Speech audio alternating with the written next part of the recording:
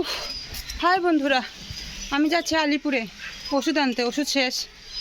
এত রোদ যাওয়ার কোনো ইচ্ছাই ছিল না, কিন্তু ওষুধ শেষ, যেতে তো হবেই, তা যাচ্ছি। চৌপতি গিয়ে অটো পেয়ে যাই।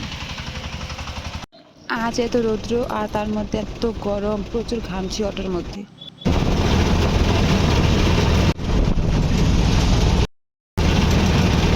আর এদিকে অটোর মধ্যে ধুলোর তো শেষ নাই।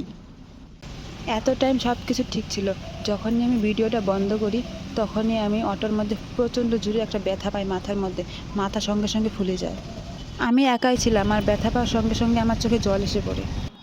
এতই জোরে ব্যথা পাই যে সঙ্গে সঙ্গে ফুলে যায়, আর প্রচণ্ড ব্যথা করছিল। তাই আমি বোতল থেকে জল বের করে অল্প জল লাগিয়ে নিই। যেই নাটটি দেখতে পাচ্ছ সেই নাটটার মধ্যে আমি ব্যথা পাই। তারপর আমি আলিপুর পৌঁছে অটো থেকে নেমে দেখি এখানে কালকে পুজো হয়েছিল, তাই অল্প ঢুকলাম, ঠাকুরকে প্রণাম করলাম। গাড়ি থেকে নেমেও আমার মাথায় হাত, এত ব্যথা করছিল। এত ব্যথার জন্য আমি ব্লগটি কন্টিনিউ করতে পারি নাই।